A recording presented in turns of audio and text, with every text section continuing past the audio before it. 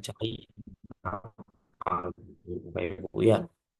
Tapi kita ingin memberikan pandangan bahwa kita harusnya hari ini berada pada application of genomic era yang kita sebut dengan implementation of genetik di bidang kesehatan gitu Bapak Ibu.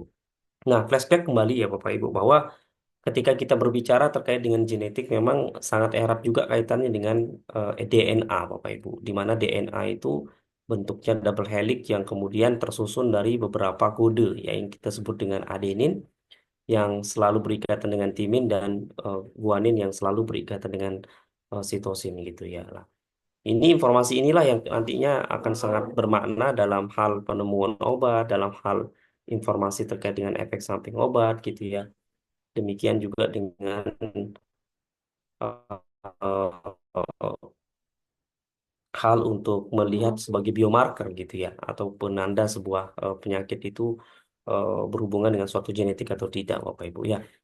Nah, flashback lagi kembali bahwa kalau kemudian sebuah eh, kode genetik itu eh, dipetakan secara sejajar gitu ya, yang kita sebut dengan penyejajaran DNA, yang kita sebut kalau dalam bahasa Inggris itu DNA sequencing, Bapak Ibu akan terbentuk seperti yang tertera di slide ini, Bapak Ibu gitu ya. Jadi dari mana DNA sequencing itu didapatkan? Yaitu ya dari penemuan ini gitu ya, dari penemuan apa namanya identifikasi laboratorium gitu ya Bapak Ibu, yang mungkin alat hari ini yang kita sebut dengan DNA sequencing gitu ya, banyak sekali advance alatnya, mereka bisa kemudian membaca dan kemudian memberikan informasi kepada seorang klinisi seperti yang tertera DNA sequencing ini gitu ya.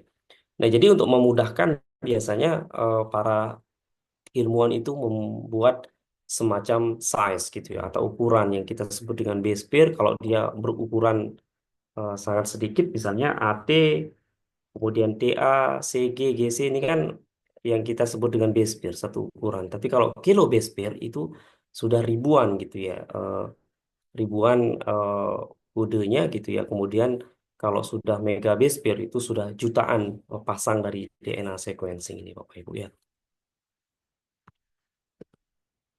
Nah, ini DNA sequencing ini terdistribusi dalam 23 kromosom gitu ya, di mana DNA sequencing kalau kemudian sebuah alat itu eh, dapat membacanya kurang lebih akan eh, bisa membaca sampai 3,2 miliar pasang gitu ya, atau 6,4 miliar huruf gitu ya, kode DNA yang ada terdistribusi dalam 23 kromosom itu gitu Bapak Ibu. Nah, ternyata Bapak Ibu, ya ketika kemudian diidentifikasi penyejajaran DNA atau DNA sequencing itu yang sering kita juga sebut dengan single nucleotide polymorphism, itu ada pada setiap setiap 1.000 base pair, setiap 1.000 pasang Bapak Ibu.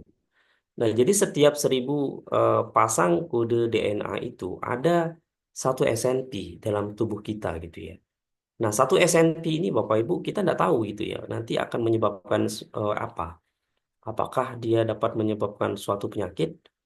Apakah dapat menyebabkan atau meningkatkan efek samping suatu obat? Kita tidak tahu gitu ya. Maka itu pentingnya sebuah riset gitu ya, Bapak Ibu. Nah, namun hari ini gitu ya, karena riset-riset di bidang SNP itu sudah lumayan banyak gitu ya, maka tersimpan dalam bentuk database gitu, Bapak Ibu ya. Nah, SNP itu apa, Bapak Ibu? Saya flashback kembali gitu ya. SNP itu adalah single nucleotide polymorphism, yaitu flip atau perubahan salah satu ejaan dari kode DNA kita. Contoh misalnya gitu ya Bapak Ibu, yang normal harusnya C menjadi G gitu ya, tetapi karena adanya faktor single nucleotide polymorphism maka dia berubah T menjadi A gitu Bapak Ibu. Ini yang kita sebut dengan SNP Bapak Ibu ya. Nah, jadi perubahan C menjadi T inilah yang kita sebut dengan SNP, yang kemudian bisa jadi berimplikasi terhadap suatu penyakit, bisa berimplikasi pada suatu respon obat dan lain sebagainya Bapak Ibu. Nanti saya akan memberikan contoh, mungkin juga soal UASnya akan saya minta nanti bagaimana mengidentifikasi menemukan SNP gitu ya dari sebuah gen gitu yang ada di database untuk melihat apakah berhubungan dengan suatu penyakit atau tidak, Bapak Ibu. Nah, Bapak Ibu penting dilihat di sebelah kanan ini, Bapak Ibu, perbedaan antara SNP single nucleotide polymorphisme dengan point mutation atau biasa yang kita sebut dengan mutasi, Bapak Ibu. Apa itu mutasi, Bapak Ibu? Ya, kalau mutasi itu kan sering sekali kalau kita mendengar dalam sebuah percakapan atau dalam sebuah riset dalam cancer gitu ya. Sering kita dengar dengan istilahnya adalah point mutations, mutasi. Pernah dengar ya Bapak Ibu ya mutasi ya Bapak Ibu ya kira-kira. Iya. Pernah dengar mutasi ya Bapak Ibu. Nah, mutasi itu konotasinya negatif. Ih, Tapi kalau polimorfisme atau single nucleotide polimorfisme itu konotasinya belum tentu negatif Bapak Ibu. Ya dia 50-50 lah negatif ataupun positif gitu ya. Jadi mutasi itu terjadi memang jarang, kurang dari 1% dia. 0,001 gitu ya terjadinya. Tetapi sekalinya terjadi, itu dapat menyebabkan penyakit gitu ya. Jadi konotasinya memang negatif kalau mutation gitu ya. Maka ketika orang berbicara terkait dengan SNP dapat menyebabkan suatu penyakit, maka di situ istilah yang tepat untuk digunakan itu adalah mutasi. Sedangkan single nucleotide polymorphisme itu terjadinya umum, yaitu lebih dari 1% gitu ya pada populasi gitu ya. Tetapi kejadiannya pada SNP ini kejadian pada populasi itu kita belum tahu gitu ya apakah efeknya negatif atau efeknya positif gitu ya. Contoh misalnya gitu ya. Kecenderungan seseorang untuk menyukai kopi atau tidak gitu ya. Kan saya tidak bisa mengatakan bahwa orang yang suka kopi itu negatif kan. Nggak bisa saya mengatakan demikian Bapak Ibu. Nah, itu SNP gitu ya. Jadi efeknya belum tentu ke arah negatif gitu ya. Tapi 50-50. Nah, inilah pentingnya sebuah riset nantinya Bapak Ibu. Nah, dan sekarang gitu ya database itu sudah menyuguhkan informasi ini sebenarnya Bapak Ibu ya SNP yang lebih dari 1% atau point mutation gitu ya. Nah, tinggal kita mau menggunakan database yang mana nantinya Bapak Ibu ya. Nanti kita akan contohkan eh, hari ini semua Bapak Ibu kalau bisa Bapak Ibu lebih banyak prakteknya nih harusnya. Nah, ini Bapak Ibu yang saya sampaikan tadi. Jadi SNP itu terjadi lebih dari 1% gitu ya. Kalau kita lihat gitu ya Bapak Ibu 6% ini kan lebih dari 1% itu SNP. Tapi kalau mutation itu kurang dari 1%, 0,1% itu terjadinya gitu ya. Jadi perubahan gitu ya, perubahan dari yang misalnya di sini ya Bapak Ibu perubahan pada T gitu ya. Kemudian dia berubah gitu ya, T-nya harusnya ada perubahan di sini menjadi perubahan menjadi C misalnya gitu ya Bapak Ibu. Nah, itu yang kita sebut dengan SNP, single nucleotide polymorphism. Tapi kalau mutation gitu ya Bapak Ibu perubahan juga terjadi, tetapi terjadinya itu tidak lebih dari 1% Bapak Ibu ya. Itu yang kita sebut dengan mutations gitu ya. Jadi SNP itu kejadiannya umum, tetapi karena kejadiannya umum belum tentu dia dapat menyebabkan suatu penyakit gitu ya Bapak Ibu ya. Namun kalau mutations itu potensinya besar untuk menyebabkan suatu penyakit, Bapak Ibu ya. Nah, dalam sebuah single nucleotide polymorphisme, Bapak Ibu, ada dua hal yang nanti Bapak Ibu akan sering temukan. Ada istilahnya itu adalah major allele gitu Bapak Ibu dan ada istilahnya minor allele gitu ya Bapak Ibu. Nah, major allele ini adalah yang kita sebut juga dengan reference atau umum, keumumannya gitu ya. Sedangkan minor allele ini yang perubahan. Seharusnya keumumannya itu adalah T gitu ya Bapak Ibu. Lalu kemudian dia berubah menjadi C. Nah yang dilihat di sini adalah perubahannya Bapak Ibu. Yang C, yang 6% ini. Yang ini yang kita sebut dengan tadi lebih dari 1% Bapak Ibu ya. Semoga bisa dipahami nih Bapak Ibu nih. Jadi perbedaan antara major allele frekuensi dengan minor allele frekuensi nanti yang dilihat ini adalah frekuensi alelnya Bapak Ibu ya. Nah, bagaimana kita bisa mengidentifikasi SNP itu Bapak Ibu? Sebenarnya kalau kita melihat dari saintifik hari ini, ada dua metode yang sering sekali digunakan oleh para ilmuwan untuk mendeteksi, untuk mengidentifikasi SNP itu. Yang pertama namanya adalah candidate gene approach gitu ya. Jadi candidate gene approach ini semacam pendekatan untuk identifikasi SNP menggunakan pendekatan single gitu ya. Artinya single itu kalau boleh saya ilustrasikan gitu ya. Kalau misalnya eh, seorang pemancing gitu ya mau memancing ikan itu kan kalau menggunakan pancing paling satu dua yang didapatkan ya gitu sekali ke orang mancing. Tapi kalau kemudian seorang pemancing itu mau kemudian dia mendapatkan ikan lebih banyak dalam satu waktu dia menggunakan jaring gitu ya Bapak Ibu. Nah itu jaring itu nanti konsep kandidat gene approach ini adalah konsep memancing supaya mendapatkan satu dua ikan. Nah, dia konsep kandidat gene approach ini adalah untuk mengidentifikasi suatu SNP dengan pendekatan hanya single saja gitu ya. Makanya nanti ada Bapak Ibu kalau pernah mendengar nama untuk identifikasi sebuah gen, variasi gen itu menggunakan namanya Sanger sequencing gitu ya, Bapak Ibu. Nah, kalau misalnya paralel sequencing dalam jumlah jumlah yang banyak dengan teknologi baru itu kan masuk kategori whole genome sequencing namanya Bapak Ibu.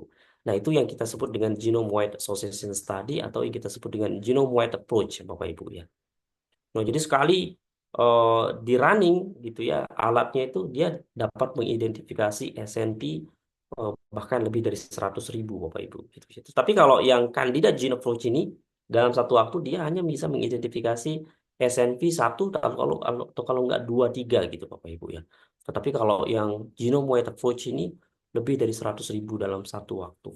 Luar biasa Bapak Ibu. Nah, hari ini perkembangan di dunia eh, teknologi. Namun ya Bapak Ibu ya, eh, genome wide association study ini yang kita sebut dengan genome wide approach ini Bapak Ibu, kelemahannya nanti di statistiknya gitu ya. Jadi false positifnya itu terlalu banyak gitu ya. Makanya supaya menghindari false positif yang terlalu banyak, jadi p-value-nya bukan lagi 0,05, kurang dari 0,05 atau 0,01, tapi 5 kali 10 pangkat minus 8 atau 0,00005 gitu ya. Atau 1 per 0,05 per 1 juta Bapak Ibu. Untuk menghindari false positifnya Bapak Ibu. Nah, ini memang eh, masuk di pembahasan statistik sebenarnya Bapak Ibu ya. Jadi association study-nya itu kalau kandidat gene approach yang dia gunakan ini adalah p-value-nya kurang dari 0,05 Bapak Ibu.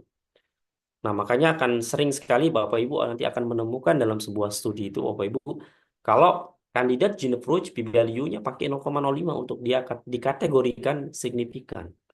Tetapi kalau kemudian pendekatannya menggunakan GWAS, Genome Wide Association Study atau Genome Wide Approach, biasanya dia menggunakan p-value kurang dari 5 kali 10 pangkat minus 8 untuk dikategorikan dia signifikan berhubungan dengan suatu penyakit gitu ya.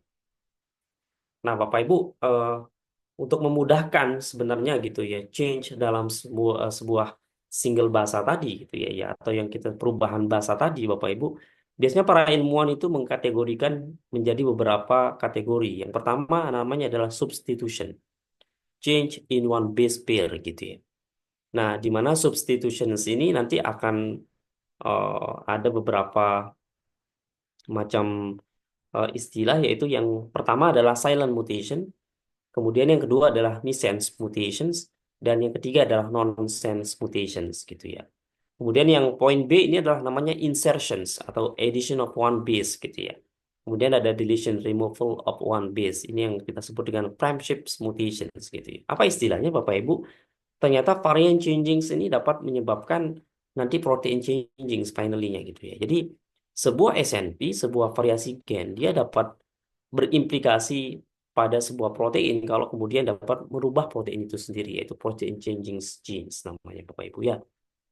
Nah, kita bisa nanti contohkan. Nah, Bapak Ibu ya, untuk memprediksi apakah SNP itu dapat berubah menjadi sebuah perubahan protein atau tidak gitu ya, maka database hari ini yang kita sebut dengan bioinformatik ini memberikan informasi untuk memudahkan kita untuk mengidentifikasi apakah SNP-nya itu dapat berubah atau tidak menggunakan 3 metode Bapak Ibu. 3 pendekatannya. Itu yang pertama namanya adalah SIP atau Sorting Intolerance from Tolerance gitu ya. Yang kedua adalah namanya Polypen, dan yang ketiga adalah CID score gitu ya. Jadi ketiga metode ini adalah metode scoring system gitu ya, yang kemudian itu sudah termaktub dalam sebuah database yang teman-teman atau Bapak Ibu itu hanya tinggal ambil saja gitu ya, tanpa Bapak Ibu yang menghitungnya sendiri Bapak Ibu ya. Nanti saya ambil contoh gitu ya. Nah, ini contoh yang pertama ini adalah SIP score gitu ya. SIP score ini dia menggunakan scoring system mulai dari skor 0 sampai skor 1. Nah, skor ini dapatnya dari mana Bapak Ibu? Sudah ada di database Bapak Ibu ya. Sudah ada di database-nya. Contoh misalnya SIP score ini Bapak Ibu yang dikategorikan dia adalah deleterious kalau kemudian 0,0 sampai 1 Bapak Ibu ya. 0,0 sampai 1. Kalau yang 0,05 atau 0,05 sampai 1 itu masuk kategori dia benign, dapat merubah protein kalau kemudian dia eh, apa hasil skornya itu adalah 0,0 gitu Bapak Ibu. Nah, nanti dari database nanti akan diberikan informasi berkaitan dengan skornya ini Bapak Ibu ya. Tetapi kalau kemudian misalnya Bapak Ibu menemukan skornya itu adalah 1 gitu ya. Untuk safe score ini maka dia kategorinya adalah tolerated atau dapat ditoleransi Bapak Ibu ya. Tapi kalau kemudian 0,05 sampai 1 misalnya maka dia kategorinya adalah jinak Bapak Ibu ya. Nah, salah satu nanti database yang menyuguhkan berkaitan dengan SIP scoring system ini adalah yang kita sebut dengan ensemble database nanti, Bapak Ibu ya. Jadi ensemble database ini sambil Bapak Ibu buka, boleh Bapak Ibu ya mengkategorikan kalau kemudian dia kurang dari 0,05 itu masuk kategori deleterious gitu Bapak Ibu ya. Ini yang eh, apa namanya kategorisasinya, Bu ya. Kemudian scoring sistem yang kedua yaitu yang kita sebut dengan polypen atau polymorphism phenotyping, gitu, Bapak Ibu ya. Nah, bagaimana scoring system pada polypen ini mirip sama SIP tadi gitu ya. Tapi kalau yang polypen ini dia menggunakan kategori tiga kategori, namanya bukan deleterious, tapi dia menggunakan kategori eh, apa damaging, apa probably damaging atau possibly damaging gitu ya Bapak Ibu ya. Yang pertama adalah contoh misalnya kalau kemudian skornya itu 0,05 sampai 0,15 maka dia kategorikan oleh database-nya ini adalah kategori jinak Bapak Ibu. Tetapi kalau 0,15 sampai 1 misalnya gitu ya maka dia kategorinya adalah possibly damaging gitu ya atau kemungkinan dapat merubah protein changing gitu ya.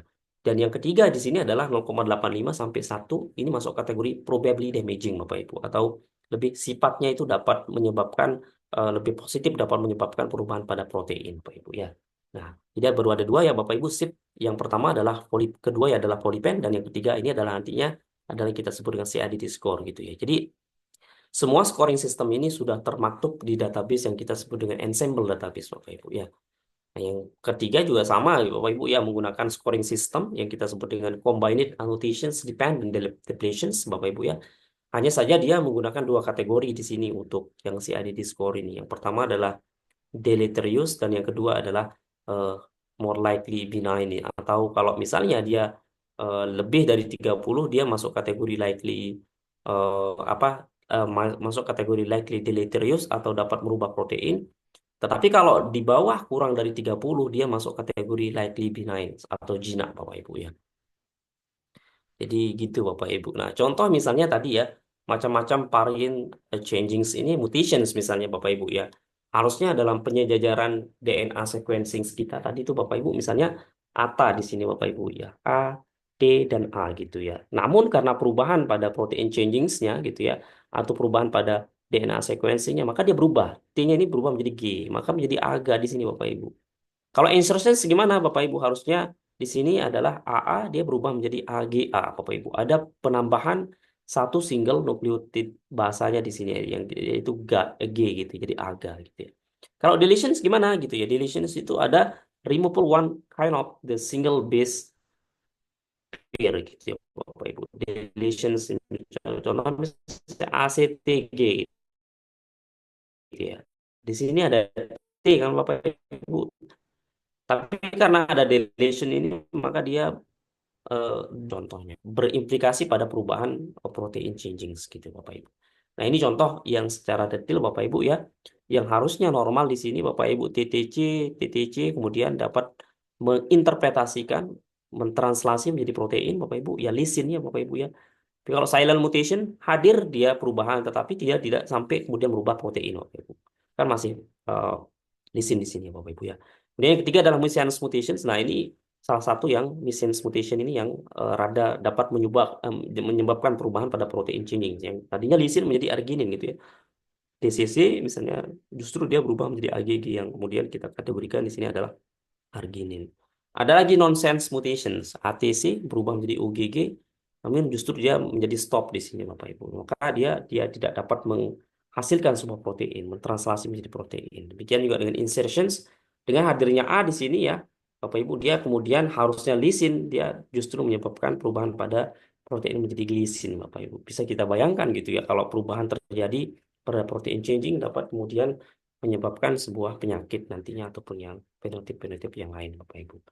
Nah, kita kembali ke bioinformatik Bapak Ibu karena faktor hari ini kita berada pada big data era atau era big data Bapak Ibu. Kemudian inilah yang kemudian menyebabkan database sekarang itu bermunculan di mana di mana-mana gitu ya.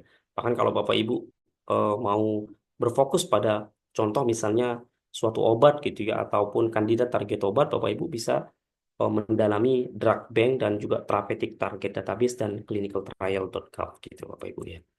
Nah, ini contohnya Bapak Ibu. Nah, silakan Bapak Ibu nanti ini ya apa bisa dibuka gitu ya laptopnya Bapak Ibu ya biological database contoh misalnya yang akan saya tutorialkan di sini adalah yang pertama adalah ensemble gitu ya dan yang kedua adalah haploret gitu ya Bapak Ibu ya.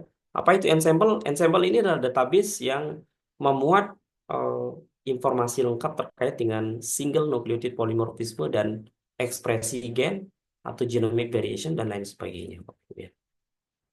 Ini contohnya Bapak Ibu ya, dimana kita tahu ensemble itu memuat SNP ya Bapak Ibu. Nah ini Bapak Ibu silahkan buka ensemble Bapak Ibu. Boleh dibuka ya, namanya asiaensemble.org. Silahkan dibuka ensemble.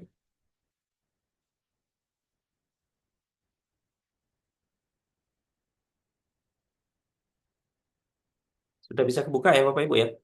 Kalau sudah bisa, bisa saya dikabari ya. Ensemble database. Sambil saya cari minum sebentar.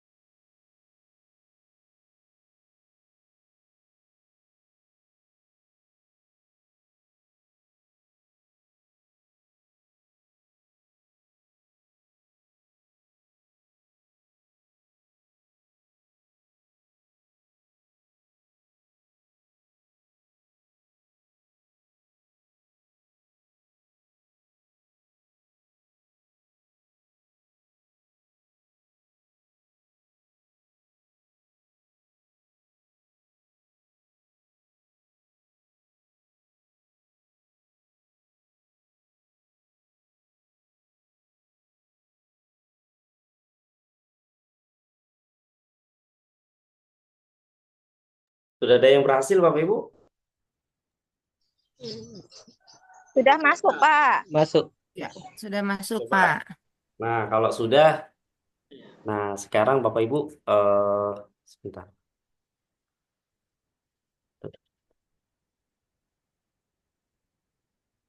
Nah, coba Bapak Ibu eh, ketik ini nama gennya, namanya gennya CYP19, CYP2 C9.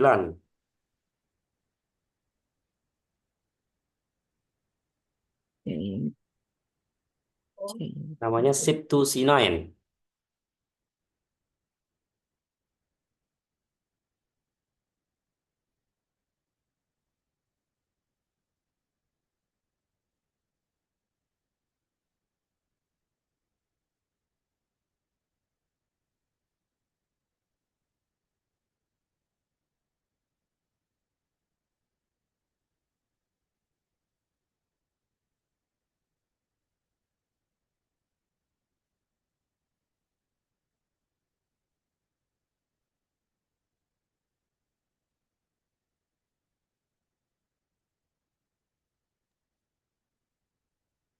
Sampai Pak Ada. Lalu.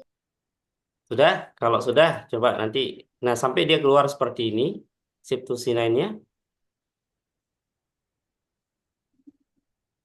Kemudian tinggal diklik ya Bapak Ibu nggih. Tinggal diklik, nah situ sinennya. Nanti sampai dia keluar seperti ini.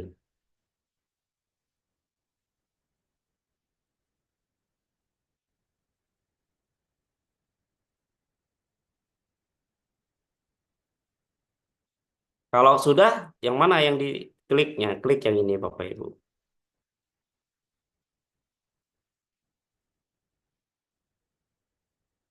Shift to C9 Human Gene ya. Ensemble Database namanya.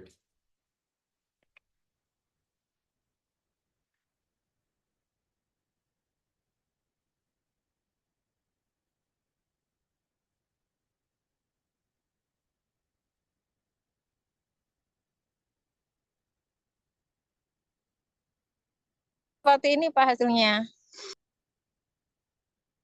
Ya, boleh. Setelah diklik nanti akan dibawa ke sini Bapak Ibu. Ini kan gen Bapak Ibu ya. Di dalam gen itu kan ada variasi gen yang SNP itu yang akan kita cari hari ini.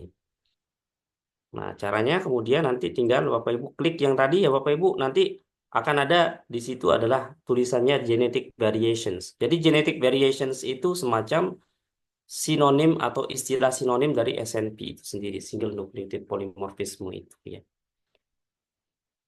Jadi sudah sampai di sini Bapak Ibu? Sudah, Pak. Oh. Sudah. Iya, terus kemudian klik yang mana lagi ya, Pak? Sudah sampai di sini belum? Maksudnya varian Yang table ini. bawah. Oh, yang bawah ya, Pak ya. Sampai ke ini. Ya, Prof, sampai ke sini. Kalau saya nggak dapat Sumarari ya.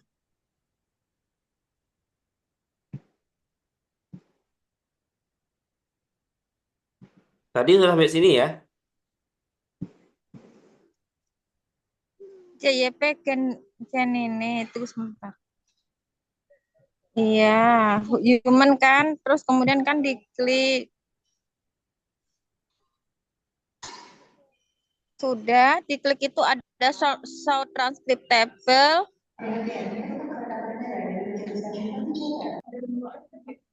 Sudah sampai sini belum? Shift to C9. Human gene ini. Kalau sudah klik ini kemudian nanti klik varian table-nya ini Bapak Ibu. Setelah klik varian table nanti Bapak Ibu akan dibawa ke sini. Sudah belum sampai di sini? Varian tabelnya itu yang sebelah mana ya, Pak ya? Sebelah kiri.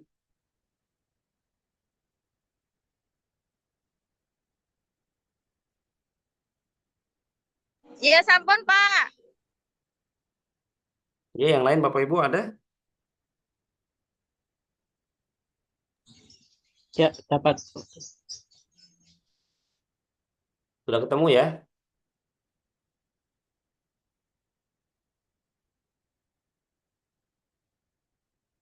Pak Rahmat sudah ketemu ya? Ya, sudah ketik yang varian varian tanggal. Oke, kalau sudah diklik ini Bapak Ibu bisa download di sini. Bisa di-download di sebelah kanan ini Bapak Ibu. Oh, Ya, ini sebenarnya sudah ada di sini. Kan di situ juga sudah ada sheet-nya, polypen-nya, CADD score-nya. Tapi kadang tidak semuanya tertera gitu Bapak Ibu ya. Yang ada aja yang Bapak Ibu bisa ini. Tinggal di-download gitu ya. eh apa namanya? Excel, CSV file namanya. Excel itu ada beberapa jenis filenya kan. CSV file untuk lebih mudah gitu ya, lebih ringan gitu ya. Biasanya dia terstorage dalam bentuk CSV file. Ketika diklik ini ya, yang ujung kanan ini, Bapak Ibu akan mendapatkan file seperti ini. Sudah sampai di sini belum?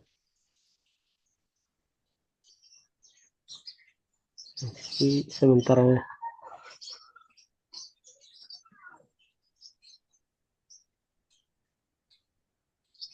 Sudah sampai di sini belum? Coba Bapak Ibu pelan-pelan biar Bapak Ibu bisa ngikutin juga. Belum, Pak. Lagi loading, Pak. Oke, loading. Saya tunggu ya, Ya, sambil saya cari minum. Kok lama ya loadingnya? Ya karena memang dia agak banyak datanya, Bu. oh, Oke.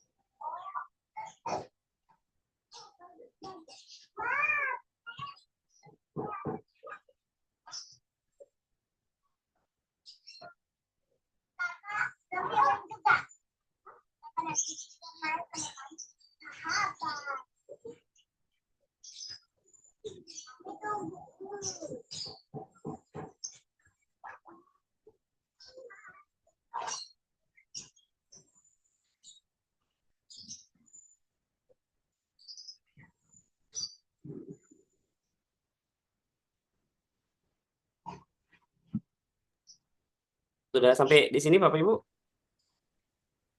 Belum, Pak. Masih bekerja. Masih loading.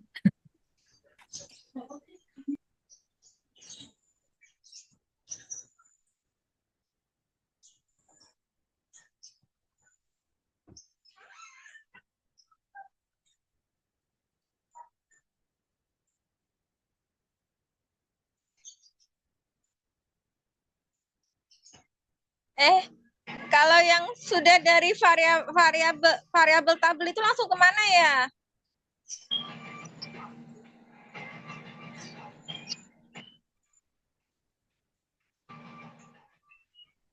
Bu Fitri, yang sudah dari variabel itu tuh ke arah mana, Bu?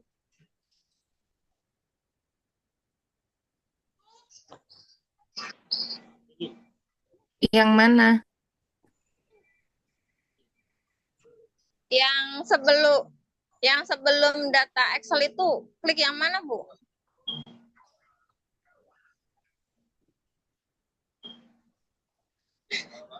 Data yang di atas yang paling kanan.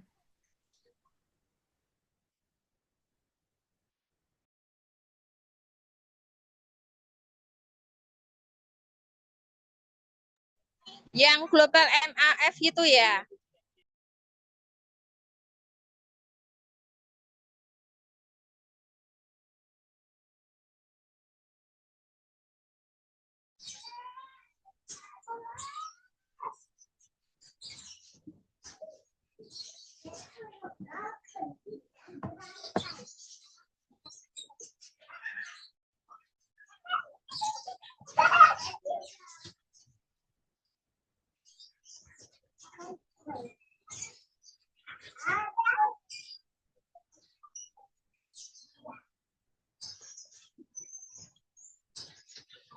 Pak, lalu ulang lagi, Pak. Yang sampai variabel tabel itu habis itu kemana ya, Pak ya? Oh,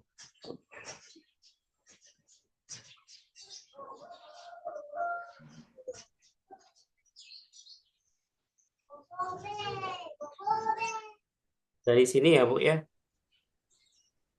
Iya, Pak, lalu habis itu mana yang saya klik, Pak?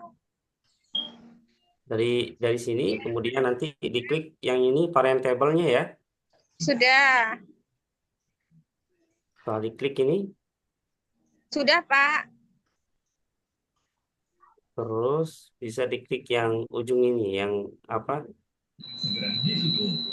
Attention please. Door will be closed. Oh, yang ujung itu.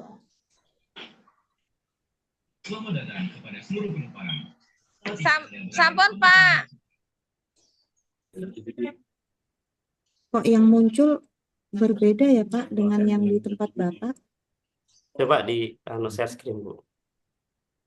Excel, yang Excel itu ya. Iya, Pak. Coba di share screen. Ya, Excel. Iya, Excel. Coba ada yang mau share screen? Mau di Saya masih loading, belum bisa dibuka. kalau di saya muncul begini.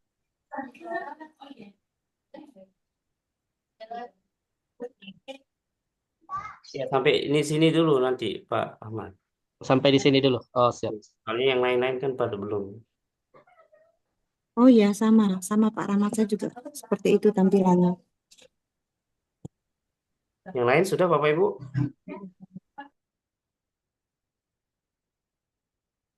Itu namanya CSV file Bapak Ibu itu. Itu memang tidak beraturan gitu ya Bapak Ibu ya. Setelah nanti diklik ini, nanti akan mendapatkan data yang seperti yang Bapak Ibu tunjukkan tadi.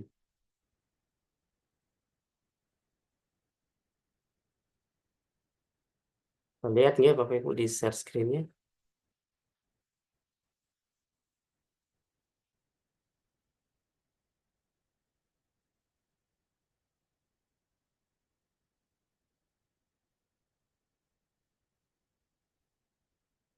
Ya Bapak Ibu ya.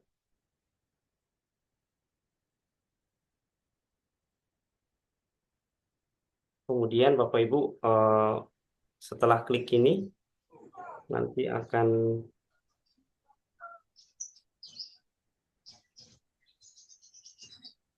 dibawa ke sini Bapak Ibu ya. Sudah mendapatkan ini nggak Bapak Ibu nggih?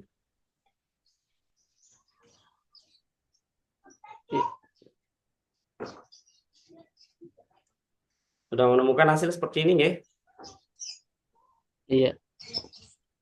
Nah, Iya, Bapak Pak. Ibu ketika membuka Excel filenya, Bapak Ibu masuk ke nanti ke text to column yang paling atas, yang di atasnya itu text to column. Ketik yang text to column, ada nggak di laptop Bapak Ibu? Untuk merapikannya.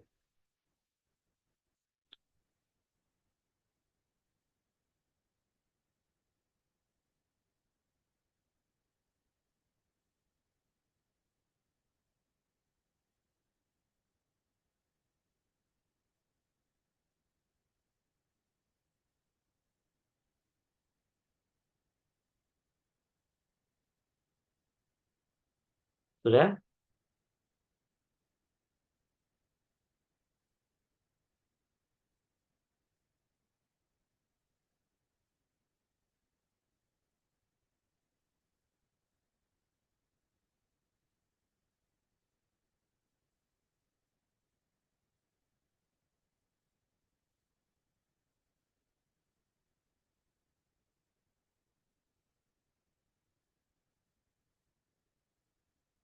Sudah belum Bapak Ibu?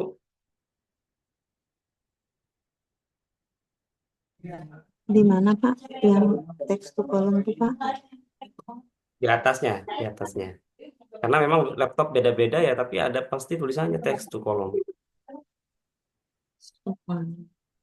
Saya masih tetap loading, Pak. Mungkin beda beda kecepatannya atau pengaruh sinyal nggak sih, Pak? Pengaruh sinyal, Gimana Bu? pengaruh nggak? Tapi masih Nggak loading pengaruh aja sinyal sih, mungkin. nggak pengaruh sinyal. Cuman kan mungkin RAM Ya, laptopnya yang pengaruh.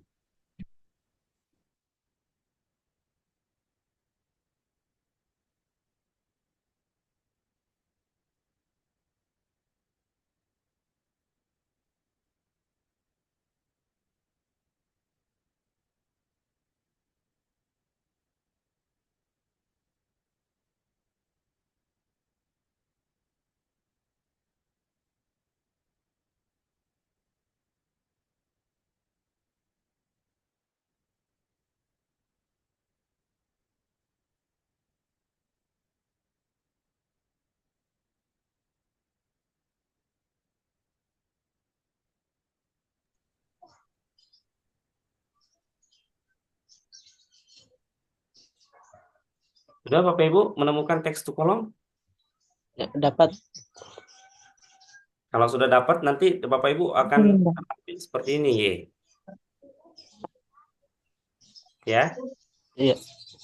Ketika ketik text to column, nanti masuk ke delimited, ya, centang Oke. delimited, kemudian centang tab sama koma, ya. Setelah itu nanti Bapak Ibu klik next, gitu ya. Kalau sudah klik next, nanti finish, maka datanya Bapak Ibu akan menjadi rapi. Ya Bapak Ibu ya, itu contoh. Ada nggak yang mau memberi, yang mau men-sharing hasilnya? Contohnya misalnya Pak Ahmad coba.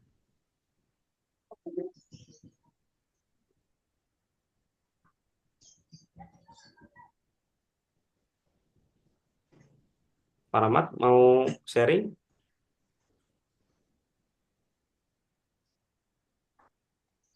Sampai sini ya. Nah, coba centang koma itu Pak. Centang yang Yang koma. semi ini juga. Enggak, koma, koma, yang koma, yang koma. Oh, yang ini. Enggak, yang koma, koma. Bukan, bukan. Yang centang yang koma. Coma itu tulisannya kan. Yang bawahnya. Oh, ini. Oh, sorry. Nah, itu.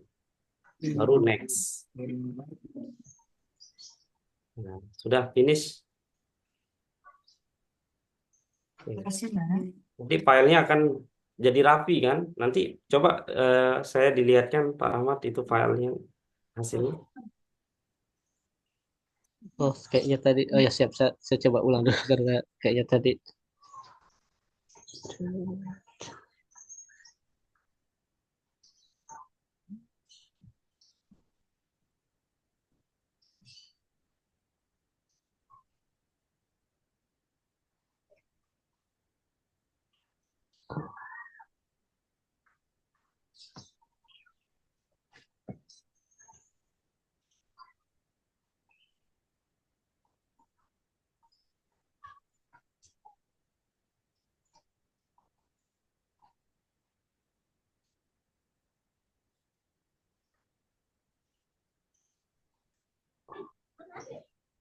Ampun Bapak Ibu, kira-kira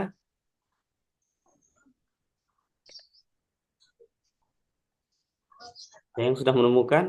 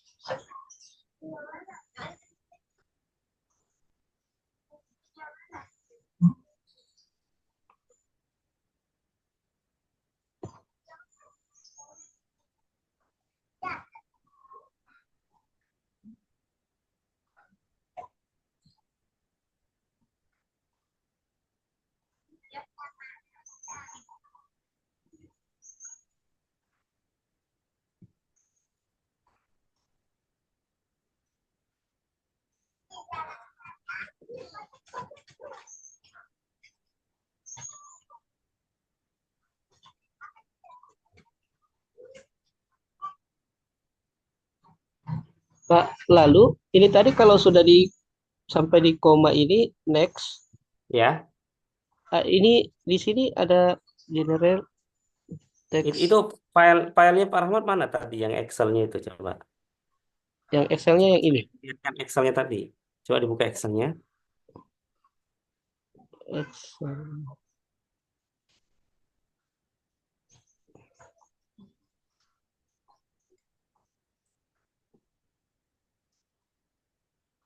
Nah, ini kan coba Pak Rahmat taruh kursornya itu di kolom A.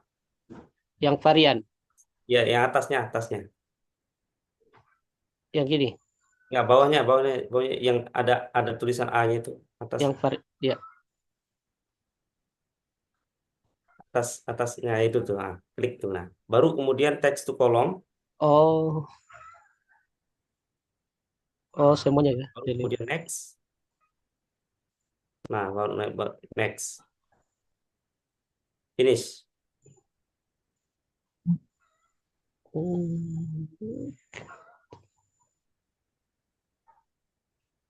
Nah, Oh, berubah kan jadi rapi kan?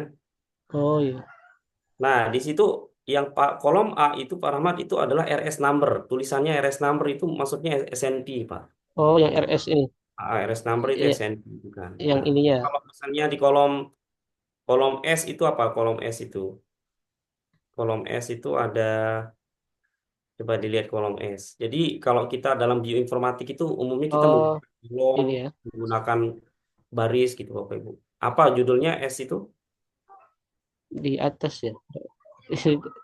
Ada yang tertulis yang deleterious dengan. Iya yang tadi tuh kan ada beberapa parameter kan, ada si polypen sama si add score gitu ya. Di sini sudah kita bisa sortir Bapak Ibu.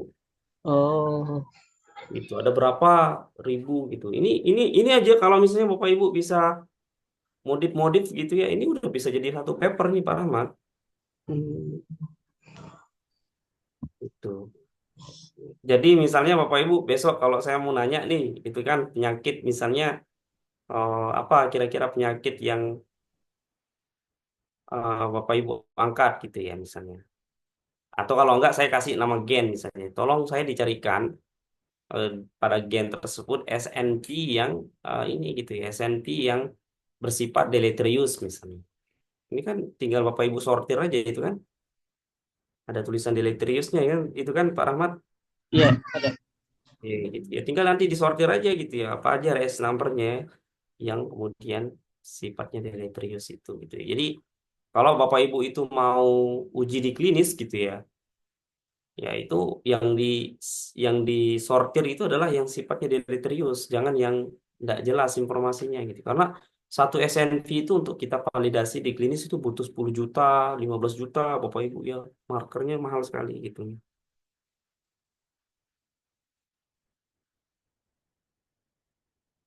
Itu ya Bapak Ibu ya, ada lagi yang lain di sebelah kanannya itu kan ada likely benign. Tadi kan ada 3 parameter kan, ada SID, polypen, ada CAD score tadi itu. Yang lain Bapak Ibu kira-kira ada ini nggak bisa diikuti nggak Bapak Ibu kira-kira? Atau masih ada yang kurang jelas? Izin Pak Lalu, mohon maaf tadi terlambat masuknya.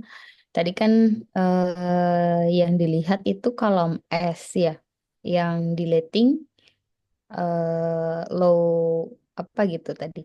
Nah, kolom-kolom yang lainnya tuh tidak bisa menjadi pertimbangan atau apa gitu. Bu, bisa. Yang tadi kan yang saya jelaskan tadi kan cuman beberapa poin aja kan. Nih, mau saya jelaskan satu persatu ini. Coba Pak Rahmat buka share screen lagi Pak Rahmat.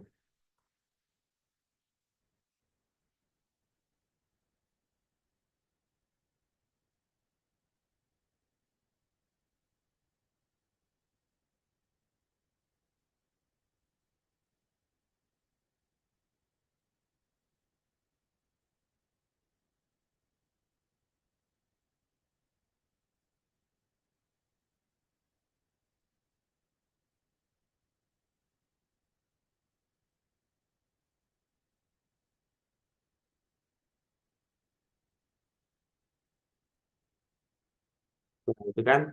Makanya di atasnya itu harusnya ada anu sih, ada judulnya sebenarnya itu Bu Evi. Tapi ini kayaknya hilang tadi setelah disortir tadi itu ya. Iya. Nah, coba Pak Rahmat bisa nggak kembali ke yang aslinya tadi itu kan, file aslinya Pak. Di atasnya itu kan ada judul-judulnya kan? Oh, tadi saya replace jadi terganti. Saya Ya, download ulang. gitu kan. Sebenarnya deleterious itu kan ada di atasnya itu ada zip, polypen, ada jadi di score itu loh Bu Evi. Harusnya di sini ya, ada Oke, ada di atasnya itu ada judulnya kan. saya download ulang Pak sebentar. Jadi tujuan kuliah ini hanya untuk ini aja sih sebenarnya kan, untuk mengetahui sifat yang deleterious itu yang mana, yang likely benign yang mana. Tadi itu kan sudah saya sampaikan kan kategorisasinya itu di PPT tadi gitu. Nah itu jadi kalau misalnya ada orang bertanya gitu ya, coba eh, kadang SNP dalam satu gen itu kan SNP-nya kadang berapa? Coba berapa ribu ini Pak Rahmat? Snip-nya ini berapa ribu sampai bawah? Barisnya itu berapa ribu Pak Rahmat?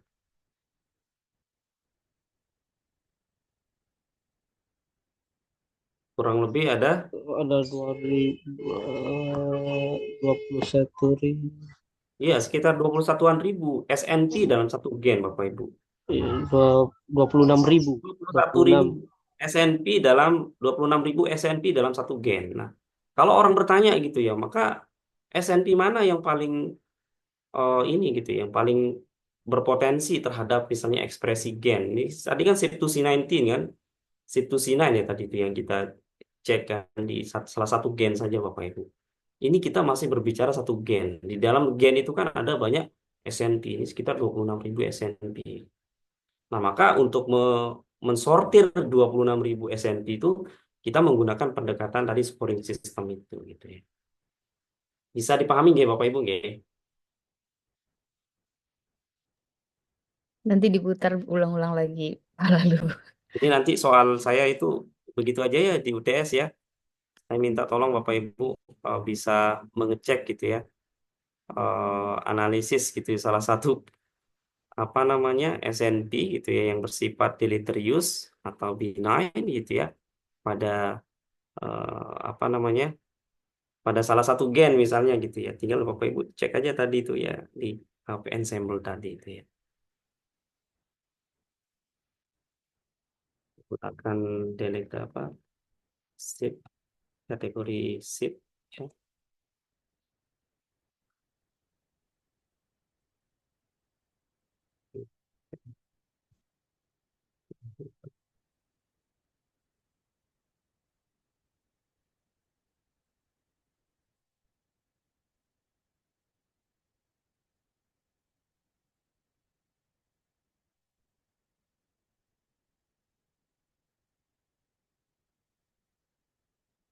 Itu nggih Bapak Ibu nggih.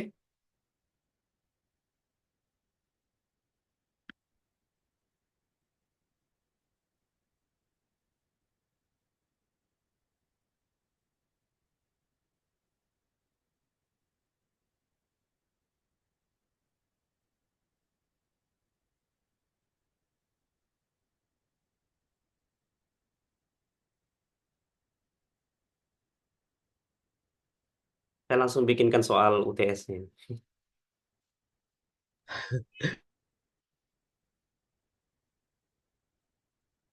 Bahkan kalau yang S2 saya minta langsung dibikinkan data langsung Bapak Ibu dan dibikinkan artikelnya gitu Bapak Ibu ya. Cuman saya harus sesuaikan karena keterbatasan jumlah pertemuan gitu Bapak Ibu ya. Semoga bisa diikuti ya Bapak Ibu ya. Nah, ini kita baru sampai ini gitu ya, baru sampai sini. Nah, kalau Bapak Ibu mau lebih detail gitu ya untuk mengetahui ya, di Ensemble itu sebenarnya banyak Bapak Ibu karena dia masuk kategori biobank sekarang gitu Bapak Ibu. Biobank dunia lah kita lihat ya. Eh nih Bapak Ibu nih contoh misalnya kita juga bisa selain kita ini gitu ya, selain kita tadi memulai dengan eh, sebuah gen, kita juga bisa memulainya dari SNP Bapak Ibu. Ya.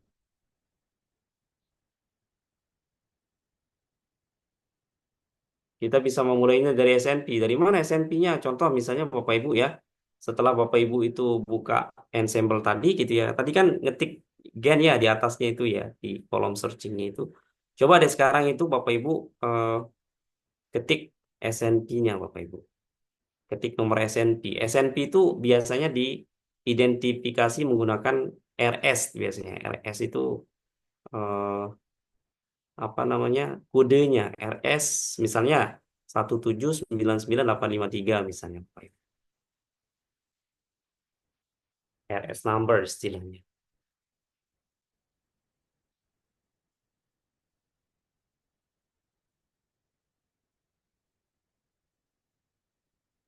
Bisa diklik Bapak Ibu ya RS numbernya.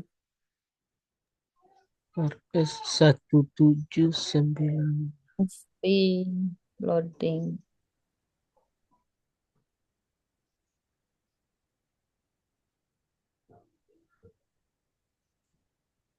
1799 berapa itu Pak? Saya tidak terlalu kelihatan. 99853. 99. Oh, siap. Pak.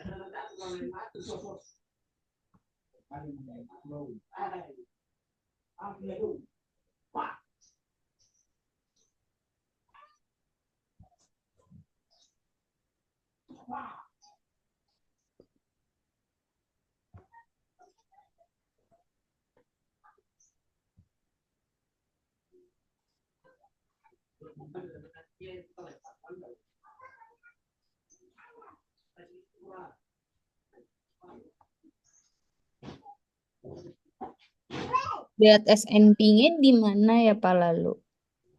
Ini saya kasih SNP-nya Bu Evi. Ini kan saya kasih nomor SNP-nya kan.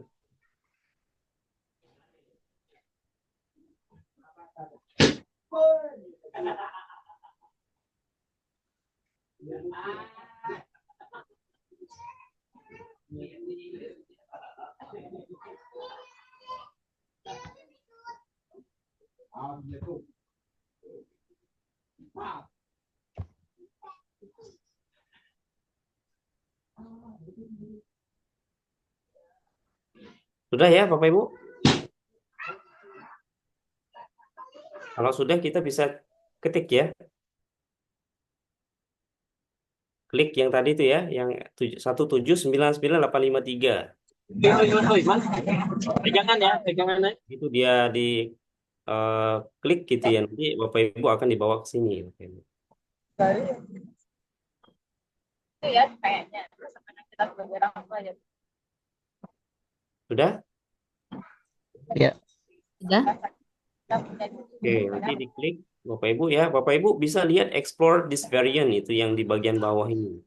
Yang mana tapi? Nah, di sini ada beberapa pilihan Bapak Ibu. Nah, Bapak Ibu bisa ketik yang population genetic. Kita bisa melihat SNP di populasi dunia itu seberapa distribusinya seberapa besarkah gitu ya. Kita bisa klik di population genetic ya, Bapak Ibu ya. Oh, hmm. Oh iya. Ketika klik di population genetic, Bapak Ibu nanti akan dibawa ke sini, Bapak Ibu. Nah, kita bisa melihat distribusi alel frekuensinya di beberapa populasi ini, all African, American, East Asians, Eropa, Southeast Asians, Bapak Ibu ya. Yang berwarna biru ini adalah yang major alel, yang keumuman, yang terjadi Oh, yang dilihat ini yang berwarna merah ini, Bapak Ibu. Jadi orang yang memiliki RS number yang ini, Bapak Ibu ya, misalnya dari Afrika 1% ya perlu terjadi perubahan. Kalau Amerika 10%. Kalau orang Asia itu adalah 0%. Kalau Eropa 12%. Jadi apapun gitu ya Bapak Ibu yang kemudian berperan dalam oleh RS number ini Bapak Ibu ini akan sangat berpengaruh terhadap orang Eropa. Gitu. Begitu interpretasinya Bapak Ibu ya. Nah, kalau Bapak Ibu mau klik gitu ya, bisa Bapak Ibu klik secara detail. Misalnya detailnya gimana Bapak Ibu bisa klik yang di bagian bawahnya nih. Ketik yang plusnya itu. Di bagian bawah sebenarnya ada gitu. Bapak Ibu akan tertampil seperti ini. Afrika itu apa saja sih? Afrika itu kan banyak dia rasnya, sukunya. Ada CB, ASW, ISN, JWD gitu ya. American itu banyak. East Asians itu banyak. Chinese itu kan banyak kan. China, Han Chinese gitu ya. Apalagi Taiwanese Chinese gitu ya. Dan lain sebagainya. Jepang. Kenapa Indonesia tidak ada? Karena Indonesia tidak punya biobank. oh belum. Itu salahnya wakil presidennya Pak Rahmat itu. Ngomongnya AI gitu ya. Tapi dia sendiri nggak ngerti AI gitu ya. Biobank aja nggak punya Indonesia gitu ya. Gitu ya. Jadi kita nggak bisa bandingkan dengan populasi kita di Indonesia, Bapak Ibu. Ya, yang bisa kita lakukan yang paling terdekat siapa ya Jepang ataupun nggak Chinese, Malaysia, Singapura itu sudah punya gitu Bapak Ibu, Korea apalagi gitu ya. Malaysia itu sudah punya. Jadi kalau misalnya mau dilihat gitu ya Bapak Ibu frekuensi alel atau frekuensi sebuah variasi gen pada Indonesia ya yang paling terdekat yang kita bisa gunakan. Gitu. Nah, gitu Bapak Ibu ya. Kenapa Eropa ini tinggi Bapak Ibu kita belum tahu interpretasinya apa Bapak Ibu. Cuman misalnya nih kebetulan kan RS number ini kan berperan terhadap kalau nggak salah diabetes gitu ya. Kecenderungan seseorang terhadap diabetes. Nah, itu bisa ditelusuri. Jangan-jangan Eropa itu jauh lebih rentan terhadap diabetes gitu ya dibandingkan dengan populasi yang lain. Itu nggak Bapak Ibu nggak? Izin Pak Lalu, saya mau tanya, takutnya salah. Jadi kalau kita lihat dari euro ini, euro itu paling besar ada 15%, 12%. Yang Iya. tandanya yang merah berarti adanya apa? Alel frekuensinya itu paling besar gitu ya Pak Lalu ya. Perubahan alel frekuensinya kan seharusnya ini kan normalnya C kan Bu ya. Iya, iya. Nah, terus kan di sini di Euro itu ada ada 5 ya ini ya. Ada lima ras apa 5 suku ini, Pak Kalau Rob? saya pribadi saya tidak spesifik ke sukunya Bu Evi, tapi secara anu aja, secara general aja yang dilihat yang atasnya Hmm, iya iya iya baik baik. gitu. Bisa dibuka nggak? Misalnya Pak Rahmat mau contoh nggak Pak Rahmat itu? Coba dibukakan nanti. Yang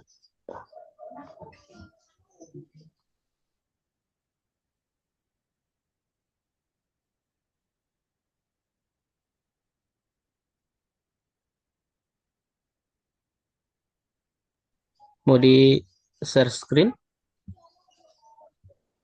Ya, silakan Pak Rahmat.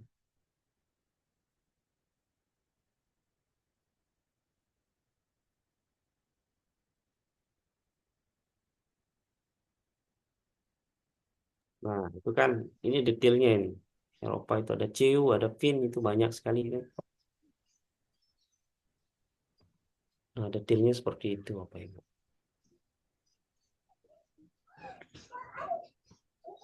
Berarti ini bisa di-download. Oh, Bisa di dulu itu. Coba aja dulu. hmm.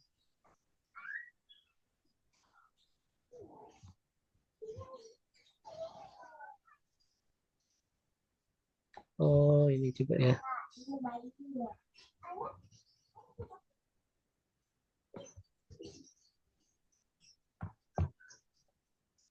Oh iya, dapat.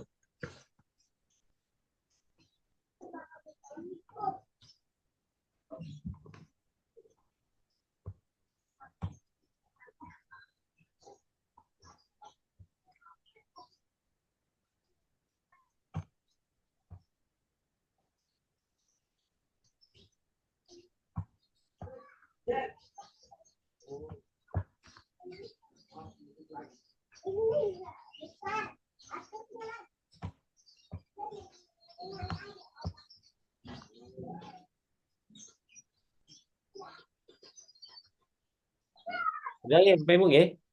Nah, yang penting sudah tahu sampai di situ Bapak Ibu. Oke, selanjutnya. Sebenarnya makanya satu pertemuan untuk database ini nggak cukup Pak Rahmat.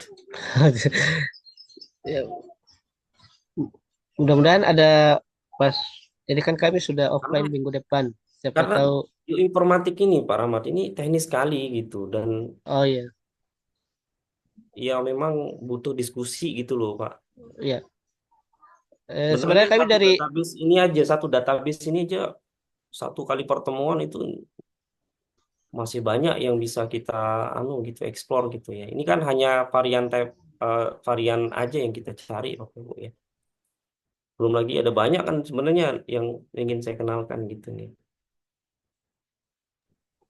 Nah, ini Bapak Ibu juga bisa klik drag respond, tapi kelihatannya udah ada revisi sekarang, belum, sudah tidak ada lagi Bapak Ibu. Bisa Bapak Ibu lihat beberapa obat itu ada pengaruhnya terhadap respon obat. Misalnya RS number ini dia berpengaruh terhadap respon obat apa gitu. Ada di sini informasinya Bapak Ibu.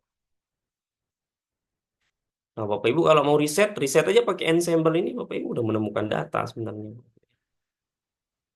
Ini bioinformatik itu enak sekali kan gitu ya. Makanya banyak orang ngiri kan. Kalau Bapak Ibu expert di bioinformatik ini banyak orang ngiri karena gampang dapetin data gitu loh. Orang bilang itu Bapak punya tuyul ya gitu. Iya, saya punya tuyul bioinformatik, namanya tuyulnya itu ngasih saya data gitu. Itu ya orang yang capek-capek apa nge-lab gitu ya kok. Ini di depan laptop aja udah bisa dapat data. Karena memang data itu kan juga banyak source-nya sebenarnya Bapak Ibu ya. Ini kan sebenarnya data data klinis sebenarnya Bapak Ibu di-upload gitu ya. Tinggal kita ambil gitu ya. Contohnya Bapak Ibu ya. Yang ini RS1799853. Bapak Ibu juga bisa menggunakan database kedua namanya Haplorek. Mirip sama Ensemble, lebih praktis dia bahkan. Coba dibuka Haplorek, namanya Haplorek P4.1. Saya nggak tahu ada perubahan apa nggak sekarang namanya Haplorek.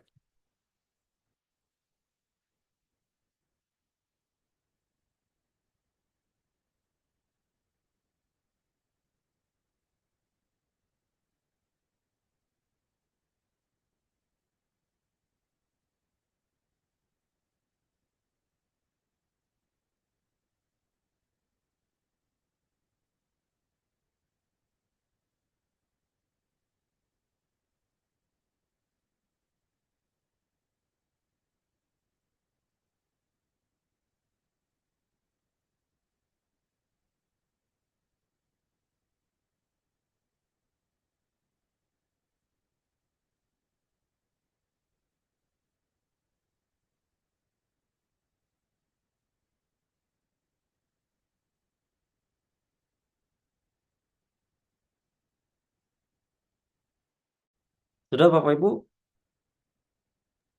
Ada yang Broad Institute ini, ya Pak Lalu ya. Kenapa?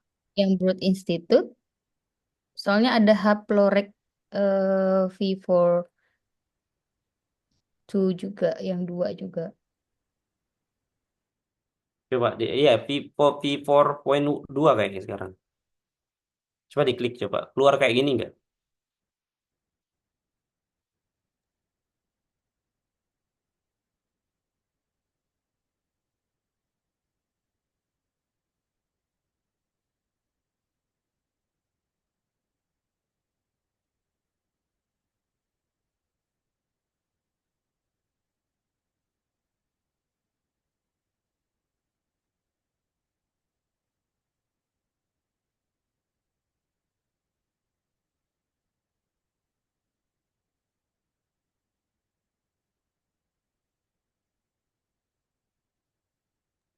Sudah keluar. Coba dimasukin RS numbernya RS1799853. Tidak boleh ada spasinya Bapak Ibu ya. Yang di query RSID ini ya, Ini. RS Lihat aja ini. 1799853. Hmm. Setelah itu nanti diklik submit ya. Oke, Mana submitnya? bawahnya itu.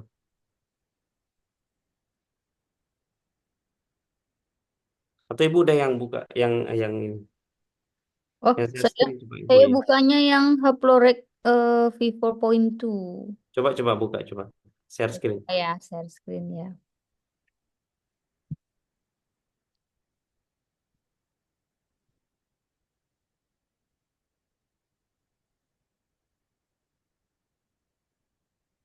Bisa terlihat? Hmm. Ada submitnya nggak di situ Bu? Oh, enggak ada submitnya di sini Pak Lalu.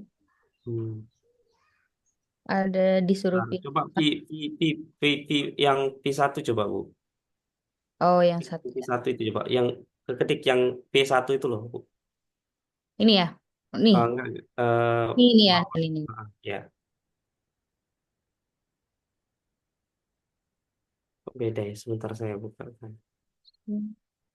Itulah bioinformatik itu Bapak Ibu dia kadang selalu ada updateannya ini. Software.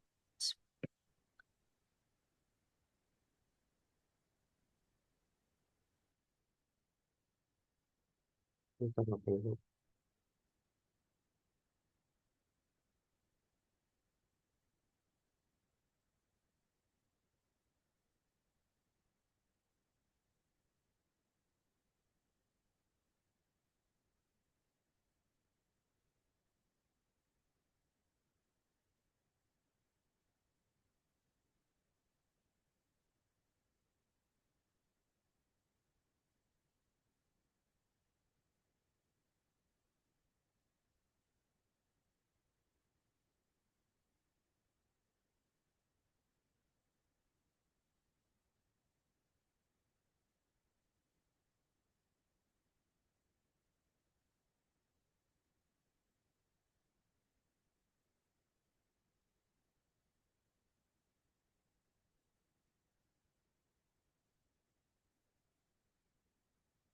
Bentar ya, ini kok saya agak rada lemot.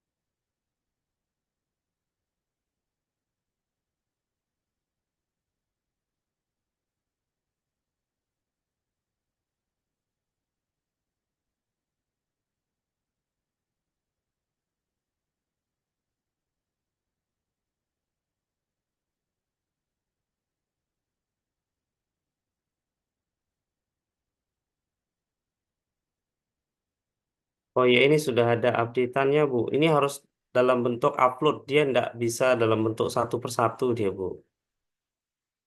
Harus di choose file.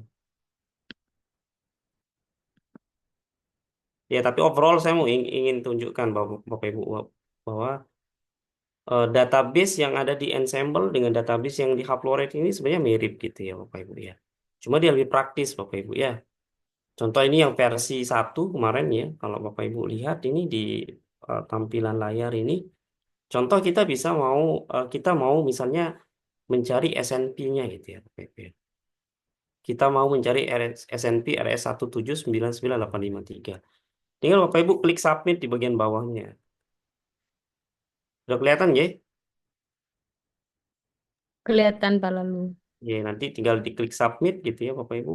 Nanti akan dibawa ke sini Bapak Ibu. Jadi akan dibawa ke sini dan seperti ini gitu ya datanya. Yang merah ini yang kita cari Bapak Ibu. Tinggal diklik aja yang merah itu nanti eh, Bapak Ibu akan dibawa ke sini. Nah, ini adalah alel frekuensinya tadi itu kan. Ya, sama persis seperti ensemble tadi, Afrika, Amerika, ASEAN, Europe. Sama persis dia dengan ensemble tadi, database tadi. Itu Bapak Ibu ya. eh Satu lagi database boleh nggak saya kenalkan ya? Boleh, Ya boleh, Pak. Pak. Nah, satu lagi nih database untuk melihat ekspresi gen Bapak Ibu ya. Untuk melihat ekspresi gen. Nanti juga Bapak Ibu boleh lah gitu ya dalam artikel Bapak Ibu apa dalam ujian nanti saya tanyakan juga. Misalnya tadi ya Bapak Ibu ya, kita nama database-nya ada GTEC Portal Database. GTEC Portal ini adalah salah satu database yang memprovidekan informasi terkait dengan ekspresi gen. Ya, silakan Bapak Ibu buka namanya GTEC Portal Database.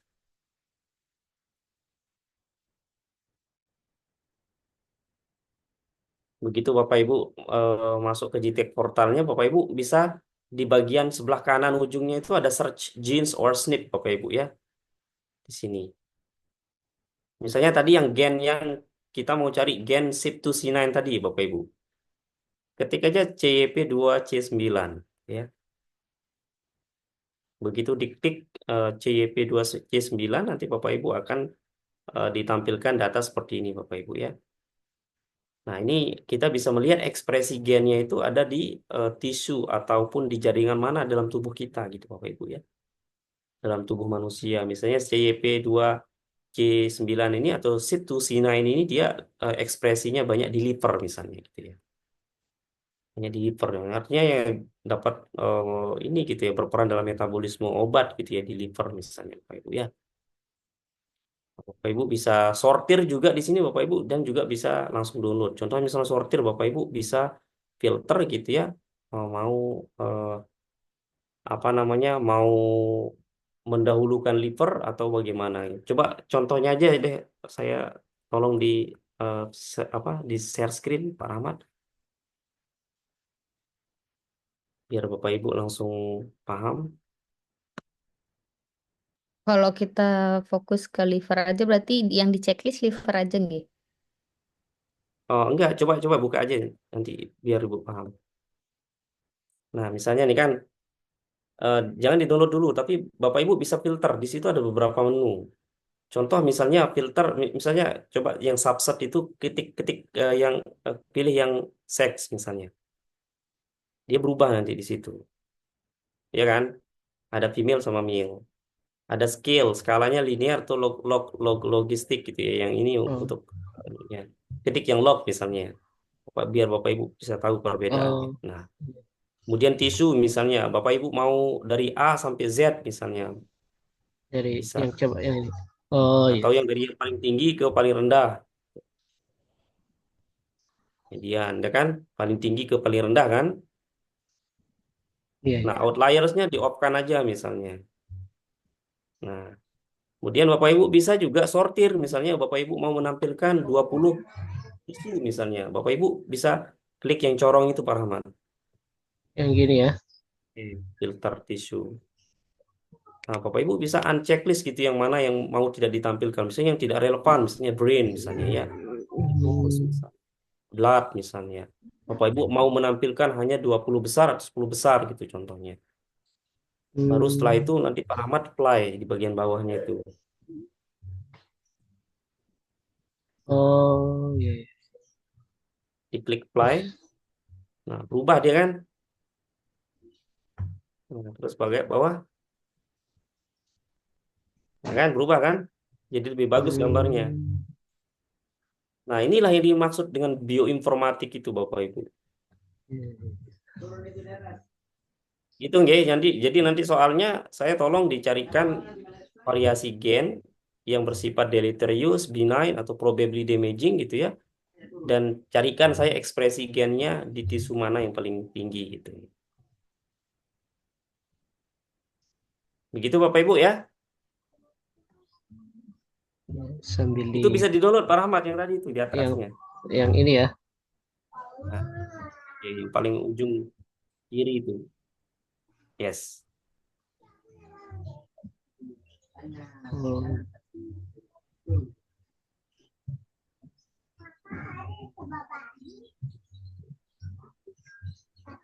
Itu nggih. oh, siap.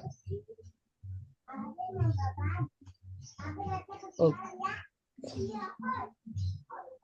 Kira-kira sudah bisa memahami Bapak Ibu?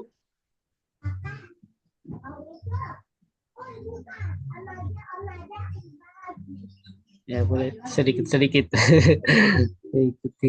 Mudah-mudahan. Pelan-pelan sih.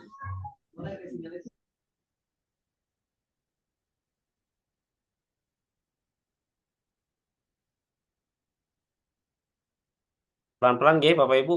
Ada lagi pertanyaan yang lain?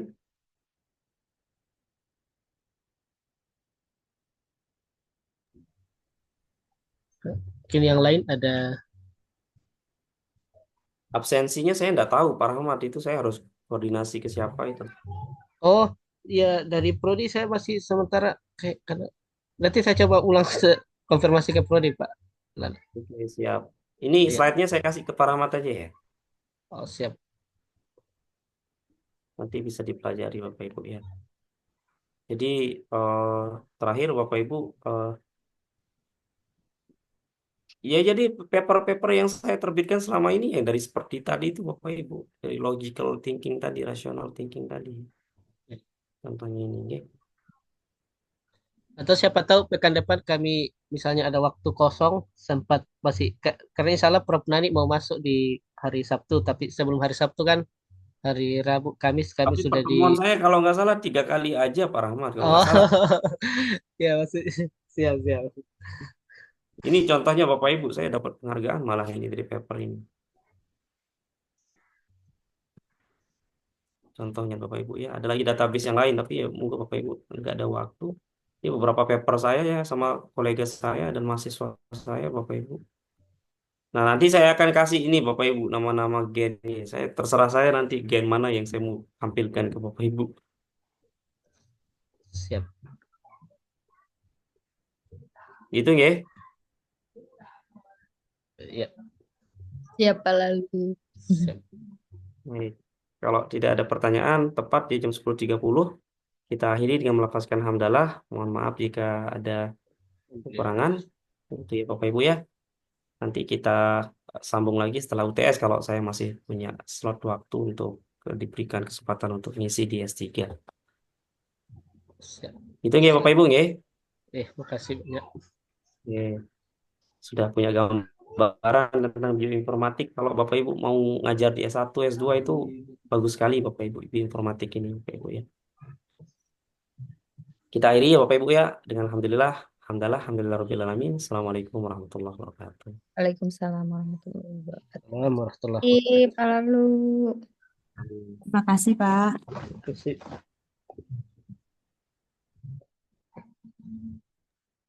Rahmat mungkin nanti apa namanya recordingnya boleh di-share nggih?